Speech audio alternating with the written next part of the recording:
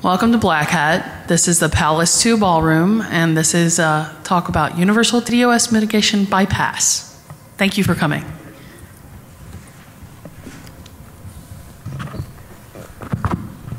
Good afternoon, ladies and gentlemen. I'm Tony Miu. Today we will present you the fruit of our research, Universal DDoS Mitigation Bypass. Before we start the presentation, let me ask you, how secure is your network against DDoS? If you think you are secure enough, where does your confidence come from? Just because you passed an audit from a big firms, or you spend a lot of money on expensive solutions? We are about to show you something that will make you think again. For the past 10 years, I've doing network security research and is now working in Guard as a network engineer. We are doing the next generation DDoS protection with a bunch of highly talented people. Working at the front end of the battlefield, I dealt with the real-world network threats on a daily basis. Over the years, I have observed that the DDoS landscape is start to changing, become so advanced. Now, they are harder to detect, harder to mitigate. Even in the past, they are focusing on how large the attack to attack you. Now, they are focused on efficiency, how to bypass. In the technical terms, we will say that the attack bypassing rate, because the attack now is focused on how to bypass and attack your server directly. In collaboration of anti-ISAC, the Network Threats Information Sharing and Analysis Center, we are developing a tool to evaluate how effective existing DDoS solutions are in protecting your network. The result was scary. We have been more successful than we expected. With me is Albert from anti-ISAC. Give us a little background about the problems. Right, thank you, Tony. So essentially, our presentation is divided into several portions. First, just for a little background, in order to form the framework from which we can talk about these commercial solutions and how we bypass them. We look at attack categories, and then we will look at the prevalent a method for DDoS detection and mitigation. We will look at from a high-level perspective the way they work and how they can be bypassed or otherwise taken advantage of in order to cause more damage, so to speak. And then a major part of our research is the development of a POC tool that bring together, all our bypass mechanism under one roof. Now, as they say, the whole is bigger than the sum of its parts. The firepower of our POC tool comes actually from having all our attacks working together. So we would look at how this POC tool works, the mechanism, the technique that it employs. We look at how to efficiently use our tool to execute an attack that can bypass all existing commercial DDoS mechanism. And then we look at the capability of this POC tool. Of course, I mean, offense is just one part of the big picture. Now that we have exposed these kind of weaknesses in commercial solutions, we also conclude with a projection into the future about how the weaknesses that we expose can be adequately addressed. Now, just a little background about how serious this DDoS problem is. Of course, DDoS has been with us for a number of years. These days, the magnitude of the DDoS problem has increased by leaps and bounds. According to a recent survey from a leading telco, these days an average DDoS attack, the attack volume can easily exceed 20 gigabit per second. And on the whole, there are more than 2.5 million DDoS attacks observed per year. What's more serious is nowadays the DDoS attack, they are no longer your old school, Smurf, teardrop, but rather the DDoS attacks of today are getting a lot more complex, sophisticated, that go directly to your upper layer, even into your application to look at specific implementation issues and try to attack from the application level. And of course, according to statistics, these sophisticated attacks actually account for more than 30% of all the attacks that were observed in the wild. So all these means that on average for a specific target, it can cause, the downtime can cause this target up to easily exceeding $6 million per hour. So we can all understand how serious this problem is. And of course, there have been commercial solutions that try to address this problem. And in due course, we will show you how they work and the inherent weaknesses in all these solutions. So let me pass it back to Tony to give us a little background about these solutions. Thank you, Albert. First, I would like to introduce those of attacks known today. The first one, volumetric attack, like a barbarian, violent, powerful, and forceful. Volumetric attack, it is considered as old-fashioned, but still work in most of the situations. Because he's large, he attacks your bandwidth. We have two kinds of the volumetric attack. The first, packet rate based. Packet rate based is focused on how many packets they are sending to attack you. In other terms, packet per second.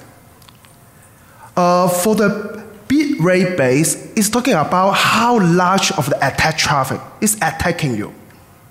Yes, it's the attack size.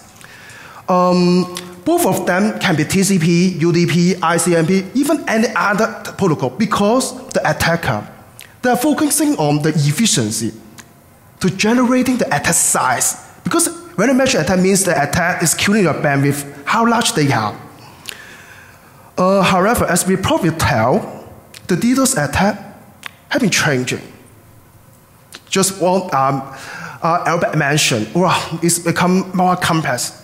It is because most of the devices today have no problem handling the DDoS attack, especially the volumetric attack. Because this one is the base one. If you cannot handle that, means, well, you failed. So that's why the majority of the attack now is focused on layer 7. Another type of the attack, semantic attack. Silently, but deftly. Like a ninja, they carefully studying enemy's move and weakest spot before he attack. In the early stage, the attacker will attack the weakness of the protocol. For example, using SYNFUG, it is attacking TCP protocol. Following that, the attacker starts to attack the weakness of HTTP, even the web service. For example, GetFUD or advanced slow loris attack. It is the focusing attacking the HTTP protocol that exploit your resources. Like the Apache killer, they are much more clever and smart because they try to attack your web service. Today, attacks are more damaging because they are now target the weakness of application level. Just like your API, you never believe API still can, the people can DDoS your API. The common one is the database. Just the attacker send multiple of the queries to your database and kill your database server. Because the target now, those of the complex attack, they are trying to as soon as possible to exhaust your resources in your servers. However, those of the attack I just explained still have identified because they all have the signature, they have the pattern, we can find it. So in our real environment, the third and last kind of the attack I wanted to talking about, bandit attack, not just the girdle.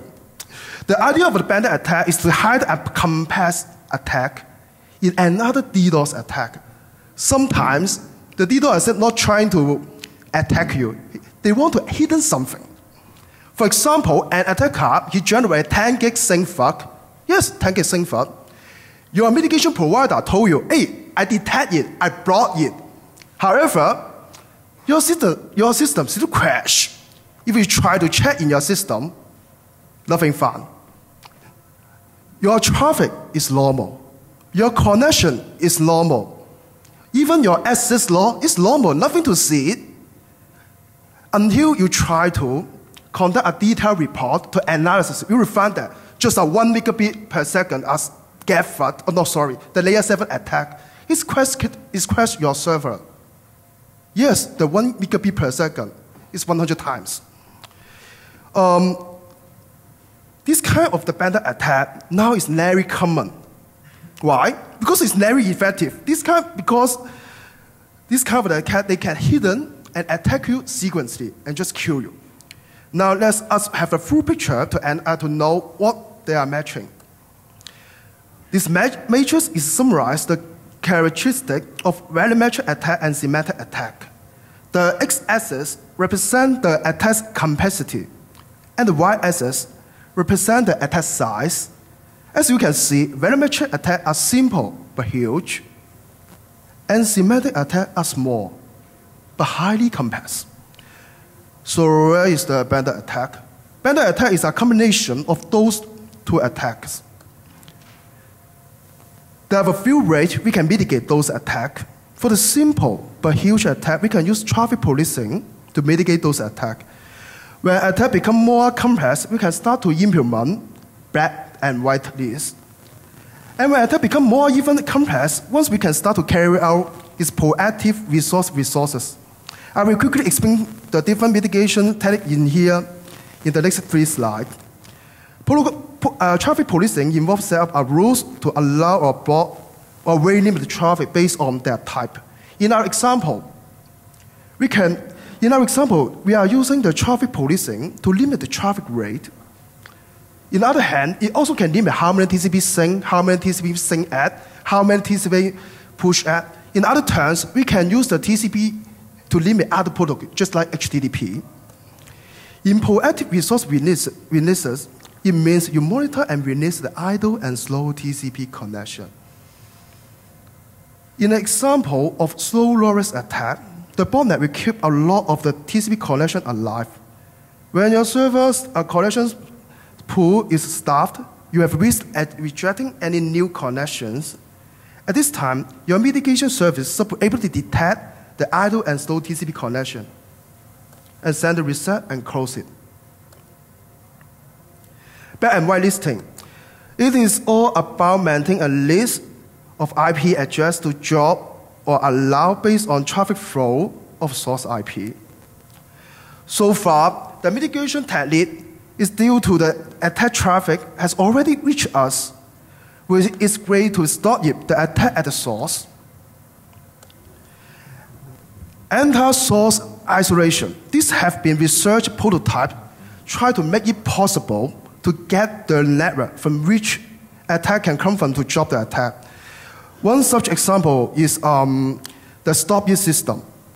Stop it server try to deploy an AS network, take requests from system under the attack and figure out where the source AS network is for the request to the AS networks to stop it the server, which then introduce the source router to block out the attack traffic.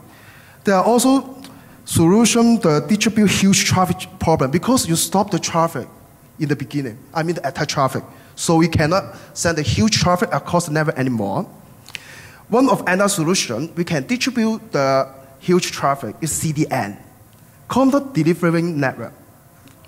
It is custom of the server to deploy to accelerate web performance by different methods like caching. When client he send a request, it will redirect to the nearest server, also the shortest path. This kind of the mechanism also can try to distribute the attack traffic, I mean the huge attack traffic. At the same time, the CDN will distribute the return traffic, because the return traffic we are talking about is 10 times, 100 times, even 1,000 times of the incoming traffic.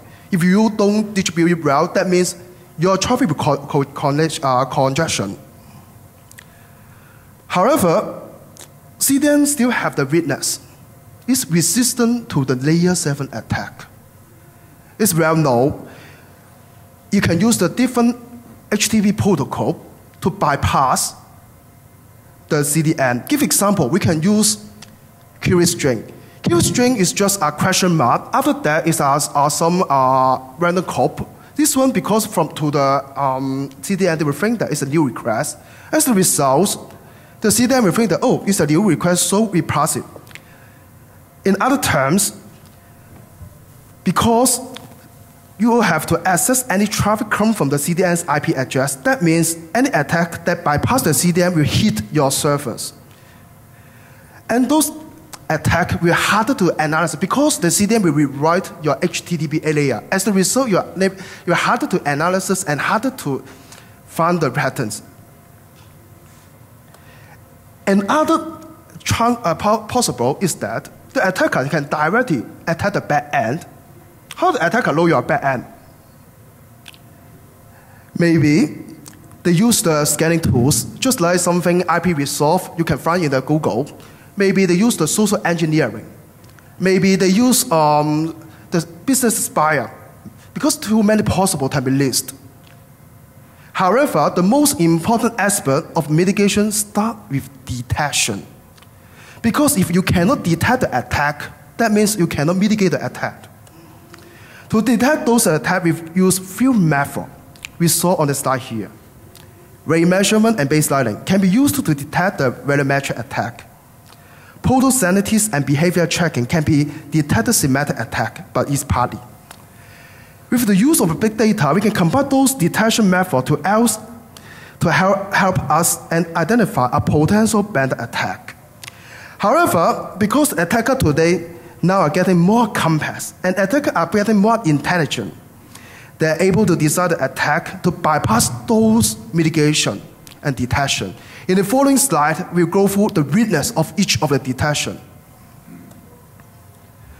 For rate image and for the rate-based and flow-based countermeasure, we can detect the attack based on the source IP, destination IP, HTTP request, even the TCP thread. Most of the volumetric attack can be detected in this way. However, botnets are usually well distributed over the world. The number of the bot attacking you will count about a few hundred thousands. For example, each of the bot, he only sends 10K bits per second. Your countermeasure never trigger. As a result, if we need to detect them, we need to base on the protocol tracking. To detect protocol-based attack, we will have to identify the signature in the attack. For example, Apache Kira, the HTTP field is extra long. In this case, we can use protocol pattern matching to drop it easily. However, attacker now, we try to learn your traffic behavior. They have a capacity to duplicate all your traffic pattern and behavior. So the result is that you cannot identify which is attack traffic, which is normal traffic. Because the pattern is the same, it means if you drop the attack traffic, you also will drop the normal traffic. So nothing to do. Actually, all the detection, we will not working individually. We will combine together in order to have a chance to detect a bad attack or any attack. Band countermeasure, which means we will combine all the detection together and do the traffic statistic and behavior big data analysis. Give you an example. Your website is a supermarket delivering service. It's only serving Las Vegas only. One day, all the source IP over the road is trying to access your website. Yes, all the traffic over the road. And the interesting thing is that all their traffic rate is similar. It's around 10 kb per second. Based on your protocol tracking, you cannot find any pattern. It's nothing abnormal in this case. But if you try to see their user agent, something is very interesting. They all use Windows XP. They all use Firefox. Even the plugin also is the same. That's how we use the big data try to analyze it. Because all the data show us is not human being. It is example of how we use the big data to detect the attack. In this case, the key is geolocation source IP, the similar traffic rate, and user agent. When we combine all the data together and use the statistic, we can find the abnormal pattern. I mean, we can find the abnormal pattern inside the normal pattern. Because the attack now is all we will use the normal pattern. But this was 2 years ago. Today's attacks are no longer so simple. It has become more complex. The attacker nowadays, they will at least to know how to randomize their user agent. And they will change the pattern every day, even every 15 minutes.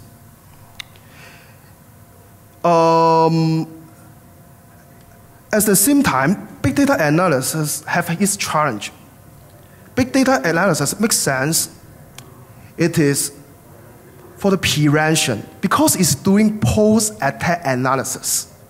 If we want to do the real time, that means you need to do it in the DDoS environment. In the DDoS environment, the attack size is talking about 60 gig per second, 100 gig per second. That means you need to gather the huge traffic, the huge data. In the huge data, you need to find the necessary data and correct data.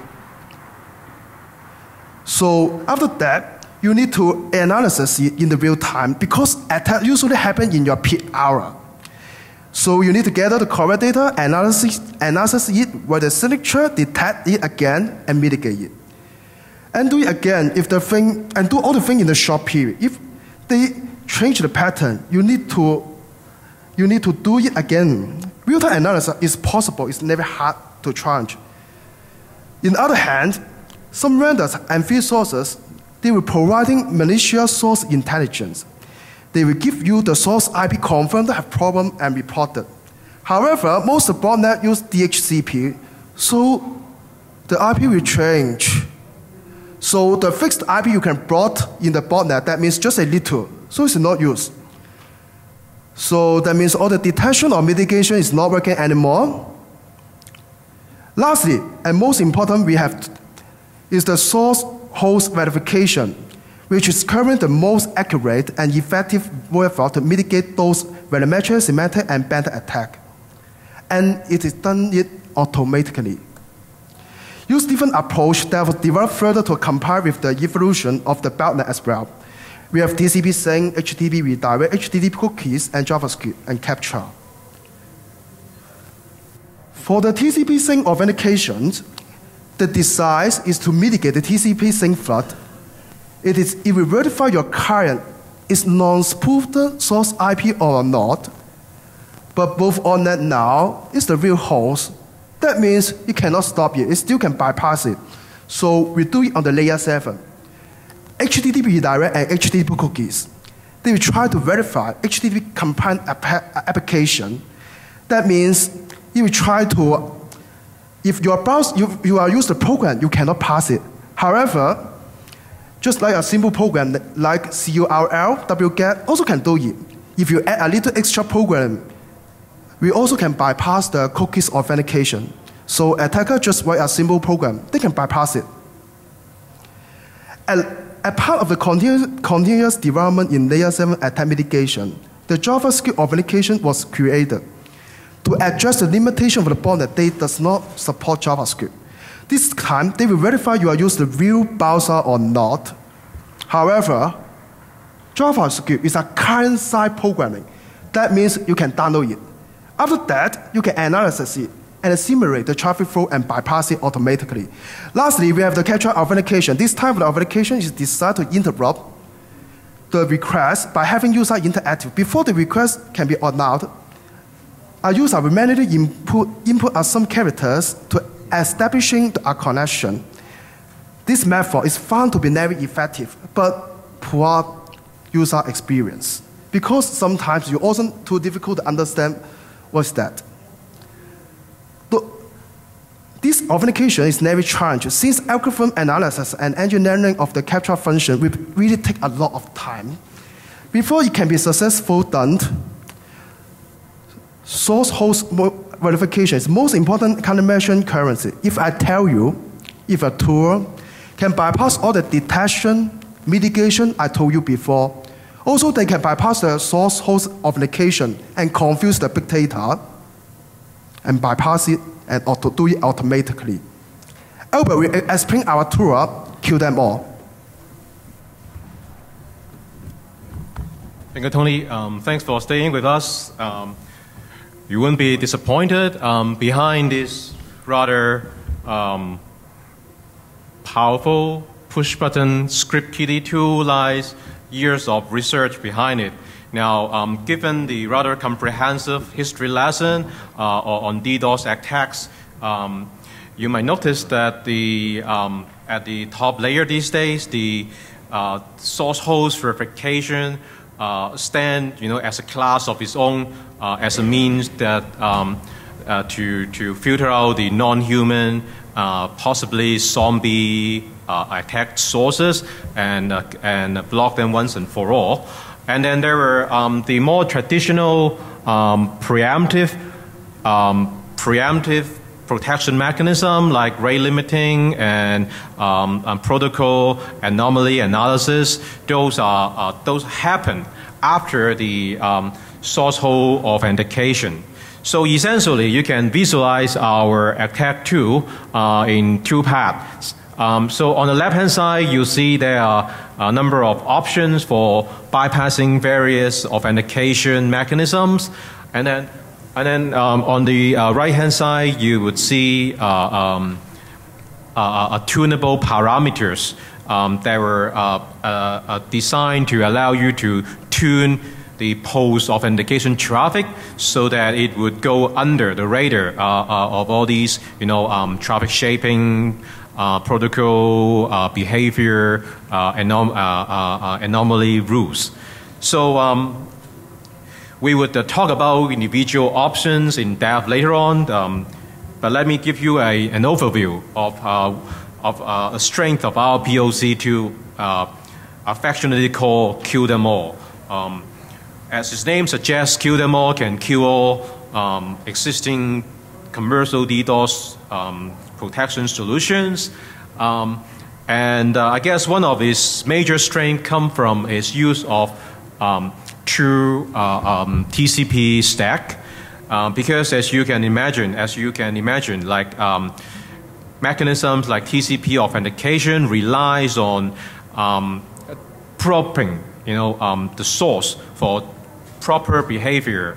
If you're a zombie, you probably would not behave like a normal TCP stack.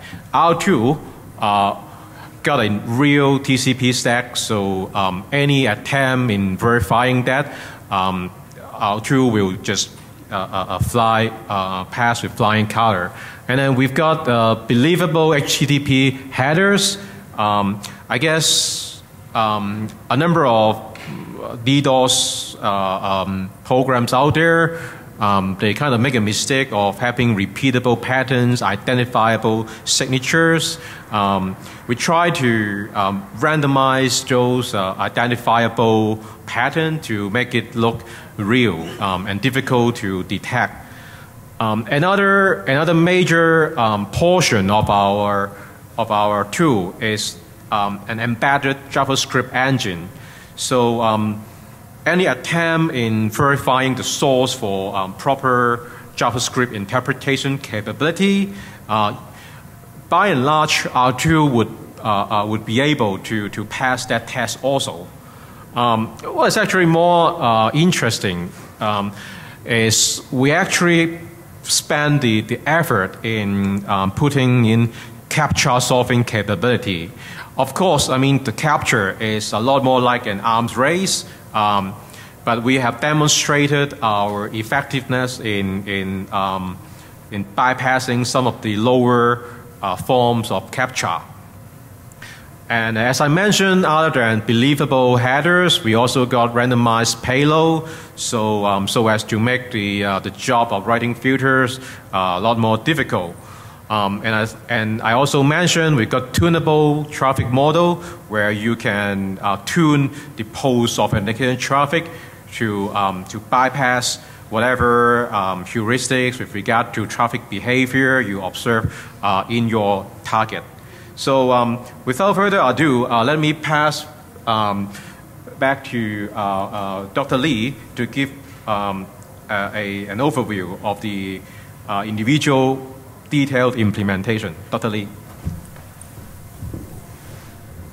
Thank you, Albert. All these two strings make the tools indistinguishable from human. How can we achieve that? We have different authentication bypass module implemented to bypass the source host authentication part of the mitigation system. This part, we will talk more about technical details in DEFCON, and you might see the mechanism in our white paper as well. What we want to emphasize is this one, the CAPTCHA module. As you can see, and in the coming video demo, this screenshot capture the bypass traffic that attack directly to the backend server through a CDN. You can see that should be through a mitigation device. You can see that the mitigation device pass a CAPTCHA, I mean this one, to the user, and our CAPTCHA engine can recognize it, and then pass the authentication, and then carry out the post attack. The details of this parameter tuning we will also talk about in DEFCON. Let me quickly go through it and directly go to the video that you might be interested.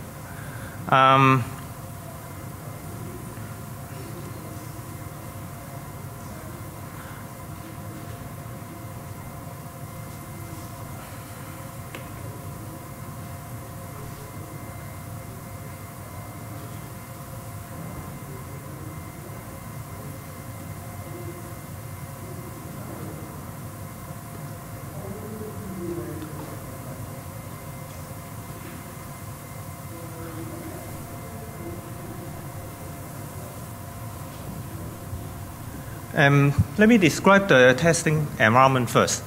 We have a mitigation device in between our testing machine and the backend server. And the left part is the client side. You can see the client side launch our POC tool, kill them all, and also the Wireshark, the packet capture.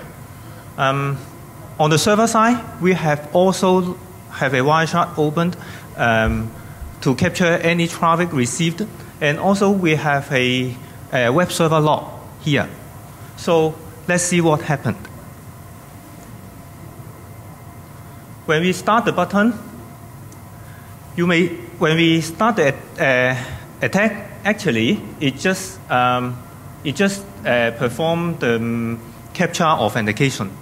You can see the traffic go to the you can see the traffic. The mitigation device return a bitmap, which is the capture image. As we described before, we have several attempts to perform the authentication to increase the success rate. The backend server received the successful authentications. What next is after authentication, the mitigation device will put our source IP address into the whitelist. And as you can see, we launched 4 HTTP requests, and this is the first one. Remember the randomized HTTP query? The second one, as you can see from the server side, these HTTP attack goes to the backend directly, and also this can also be reflected in the server log.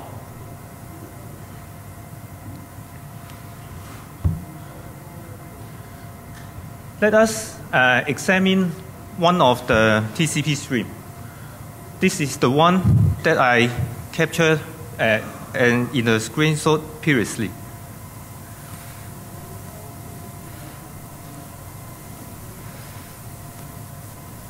So these two first will successfully authenticate itself and also successfully launch attack directly to the back-end server. Don't say that I won't warn you. This tool is just purely for education and research purpose. If you launch it for the real attack, we can't save you from jail.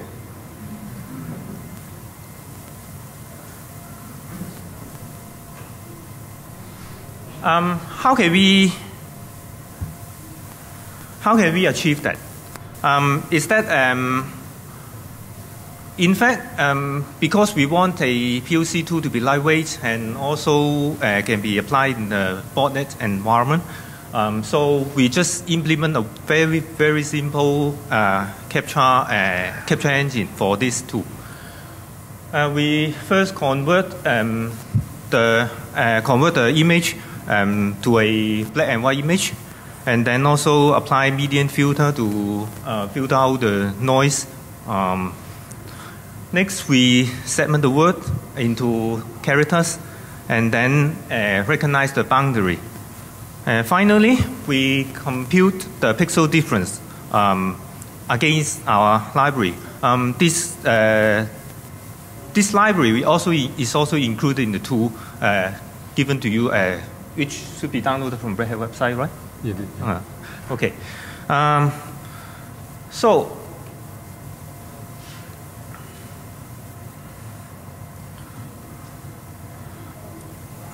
our testing environment shows that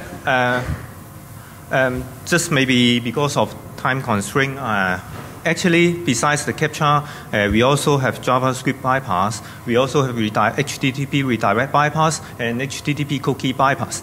And this is the testing environment. If we test a mitigation device, we have a mitigation device in between the backend server and the client computer. If we are testing the cloud, I mean the secure CDN environment, we have a backend server protected by a CDN, and then a client attack the backend server.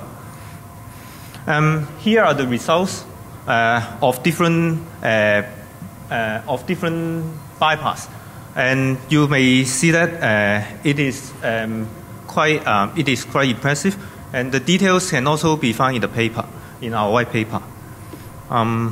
So does it mean we don't have any way or we don't have any solution? Of course, we would, in light of this bypassing technology, we think hard about how the underlying DDoS protection problem can be resolved. So if you look at the existing solutions, a lot of the weaknesses stem from a misguided attempt in the distinguishing zombies from a real, legit network client. It can go as far as trying to determine whether a real human is sitting behind the computer. Of course, I mean, if you go so far as to block out all the supposedly zombie without a human behind it, you also sacrifice the interoperability with automated web clients. So, like other capabilities like verifying for JavaScript, verifying for proper behavior on the TCP/IP stack, I would think that those mechanisms were kind of misguided because these capabilities can always be emulated, and our tool essentially demonstrated how easy it is to bypass these authentication mechanism by mimicking what a real client would do. So rather than trying to outright, block out all the non-human, non-properly behaving client from your traffic mix, why don't we go the other way, the other route, which is to actually delay clients from accessing our server, and we can do it with a blanket attempt by using client puzzle. It works like Bitcoin, so it doesn't really matter that you can buy botnet easily to execute your attack because the underlying economics has changed. With the introduction of client puzzle, the attacker now has to deal with an increased cost. I guess, working at the economics level, it's going to solve quite a number of problems that pure technical solution cannot solve alone. And the implementation of client puzzle specifically address this part by bringing, so to speak, the DDoS attack back into the Ice Age, where you actually have to pay for this extra botnet. So the cost to cause damage is now a lot more expensive, and we think that it could strike back the balance between the bad guys and us good guys. Now, to wrap up,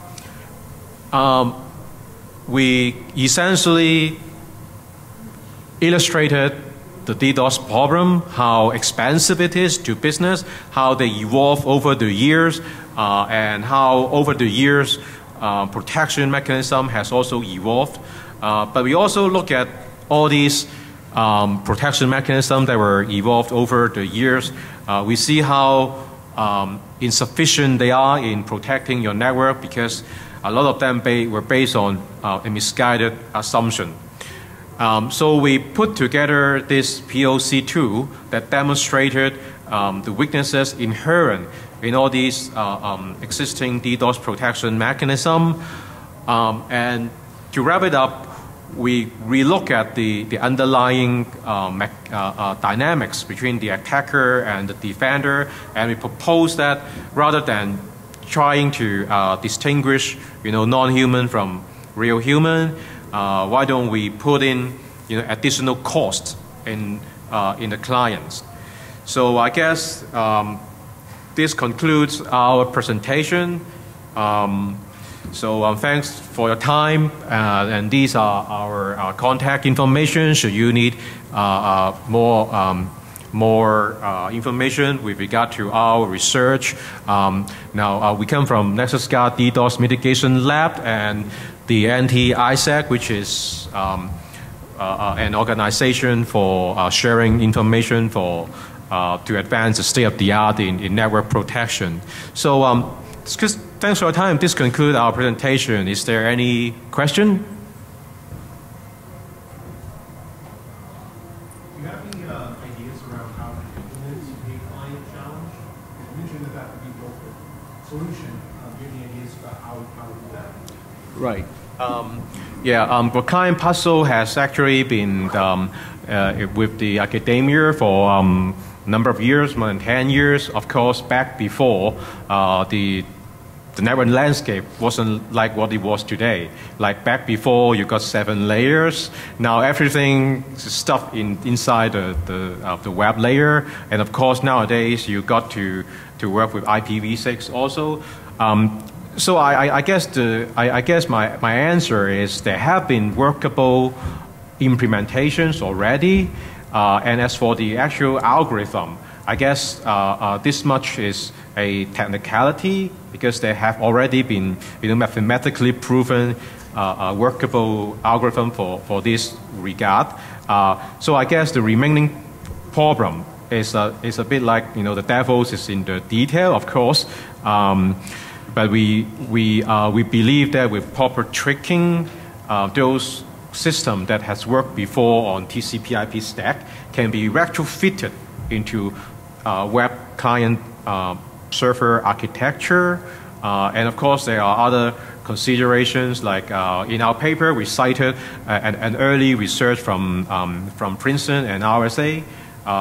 Back then, their implementation actually has to put an agent in the client. Of course, it's not going to work on a wide scale, but with proper, like HTTP magic, you can actually make it a lot more portable. I hope that addressed your question. Thank you.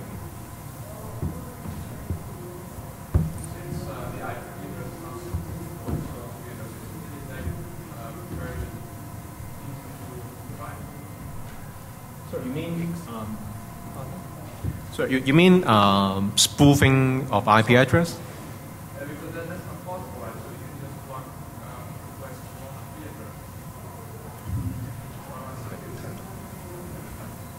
You mean yes? Source IP. Yes, at this moment our POC tools does not support spoof the source IP because we know the impact of this tool coming out, and so we intentionally hide this feature.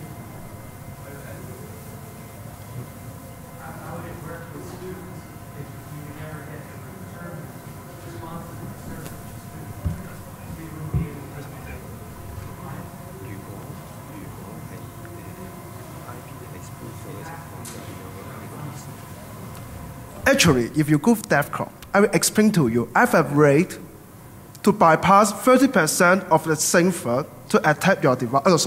To bypass the mitigation platforms. I will show you the method. Because the mechanism have the witness, they will use something like reset, the false reset from the client, or reset you from the when I send the reset from the client, or reset you from the client to the server. I mean the mitigation device, so they still have the witness. You can cheat it.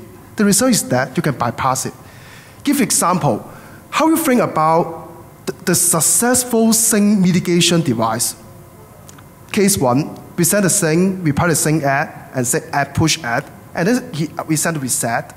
After that, we do the one-time authentication. So we have the 4 times for the traffic. The second time is that we send a sync ad, and reset. The result is that, yes, we just use the 3 times, and then we solve the resources. The last time is that I send a sync, and then you already know that, this one is the attack traffic, and then you drop it.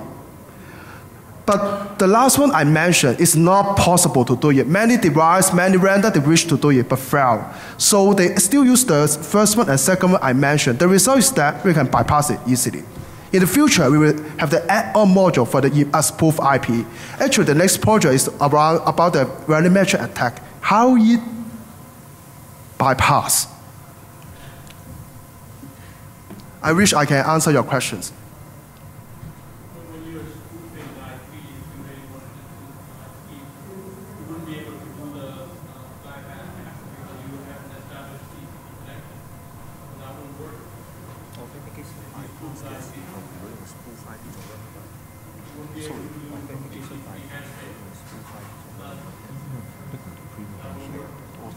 I'll show you one demo. I'll show you one demo to bypass it. Suppose not showing here.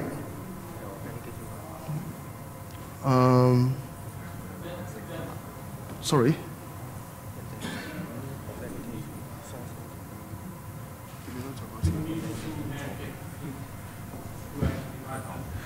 I guess nowadays the DDoS attack and defense is kind of working a new kind of model of thinking, whereas in the old days, spoof IP is a major component in your attack because you can amplify your attack. Right. Yes, Right. I guess the short answer is nowadays you don't actually have to rely on spoofing IP to cause huge damage. Like I said, a lot of application level attacks, the resources that they can staff is a lot more serious than just a TCP thing. Right.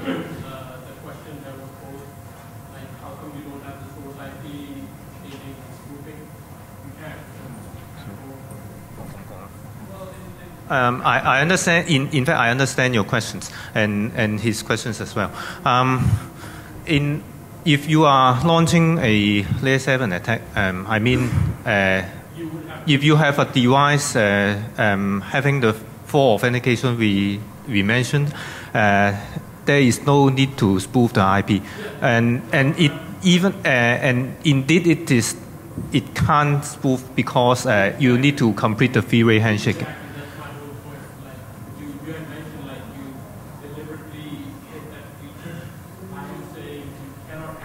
Let me clarify. Because our tools is not just, currently our tools is let the operating system, the TCP IP stack to complete the layer 4 or below. But our tools can actually implement that part, customize the layer 4 or layer 3. We can add that module into our tool. From that point of view, we can include the source IP spoofing feature into our tools. And in fact, after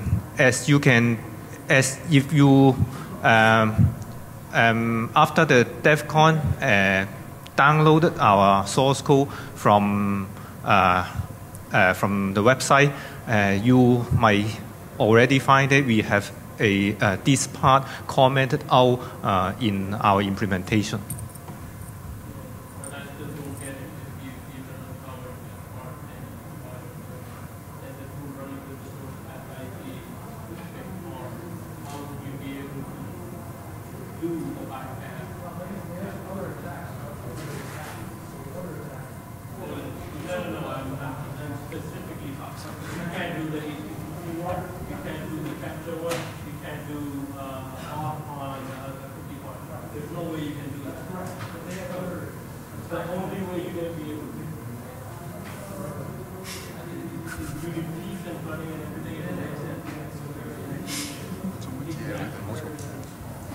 One more.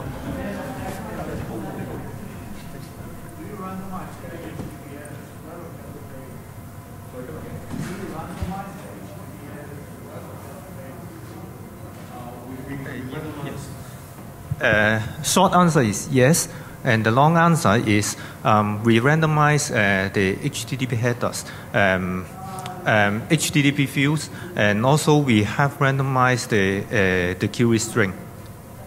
Do you have any supplementary? Yes, actually, why we randomize those of the things? Because these ones can be also to confuse the big data analysis, the packet size range. That's why we do it. Give an example, we will do it in the user agents. Because the user agent is much more longer. Another one we will do it, just give an example, the access field. The first one is start/start. The other one is maybe what you access, the language, something like that. We will try to randomize all of them. The first one you need to mention for the user header is the priority. You need to follow it, because if we try to capture the attack traffic, it's randomized. So this another thing we will mention in our tools. We will try to just what I mentioned before, same as the normal pattern. Before you try to attack, you need to learn the normal pattern. Maybe use your browser to open it. You have different browser to open it, and then you use capture, and then you use to analyze. After that, you will know how to analyze. Give example. You open a first page. Maybe the language is nothing. After that, they will set to, oh, maybe I'm from China, and then we come to, it's Chinese, something like that. You need to follow all the pattern. After that, you have the full of the randomized list. Because the path, you also need to, you also need to randomize. Give example, login page, welcome page, and then we go to logout page, something like that. I think I can answer your questions.